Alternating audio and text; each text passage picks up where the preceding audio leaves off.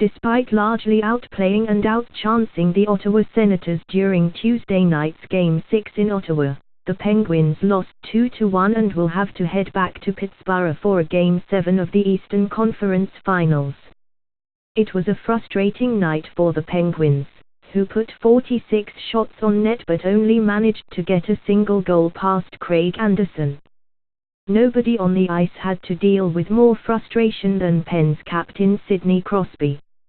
Right from the opening puck drop, the Senators put a strong emphasis on shadowing Crosby and making his night as rough as they could. That's a pretty good strategy considering it's Crosby, one of the league's premier superstars. Not only did they want to neutralize him, they wanted to brutalize him. To Ottawa's credit, they certainly did a good job in following through on the game plan.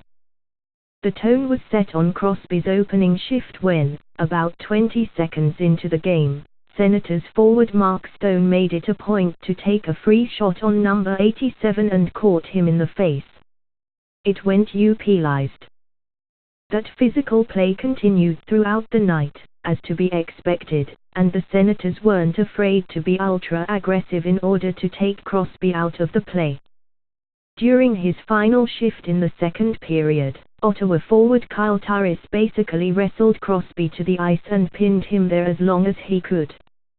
With a referee standing just about a foot away, there was no whistle. It was clear this was one of those let the boys play type of games.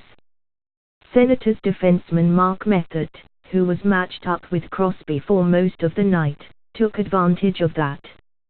He engaged with the star center and tried to keep him occupied around the net all game long.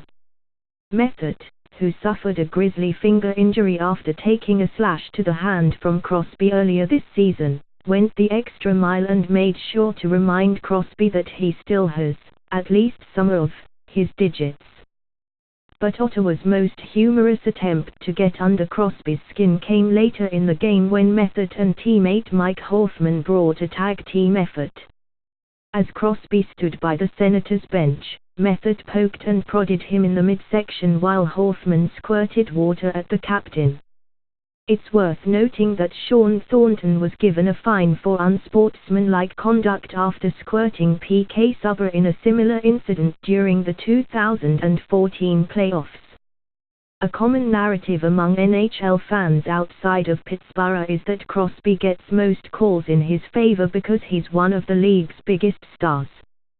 You can argue that he's given the benefit of the doubt in a lot of circumstances, as is the case with a lot of the game's star players, but that wasn't the case on Tuesday night.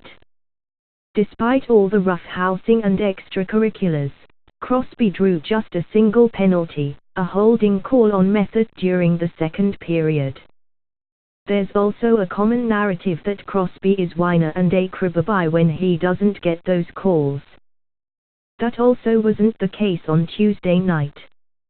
He kept his composure throughout the game and rarely appealed to an official in an attempt to beckon a call. He didn't have any complaints after the game, either. It probably escalates with every game just because teams get to know each other, Crosby said when asked about it after the game. It's a natural progression with the series with the intensity. I wouldn't say it was anything out of the ordinary. To his credit, Crosby still got his chances during Game 6. He had 6 shots on net and a few of them came in legitimate scoring opportunities, but he, like most of his teammates, was blanked on the scoresheet thanks to an outstanding performance in net by Anderson. The Senators are known for being a hard-nosed, defense-first squad that loves to frustrate the hell out of opponents. They know that their best chance to do that lies in shutting down the opposition's best players by any means necessary, and they were able to do that with Crosby in Game 6.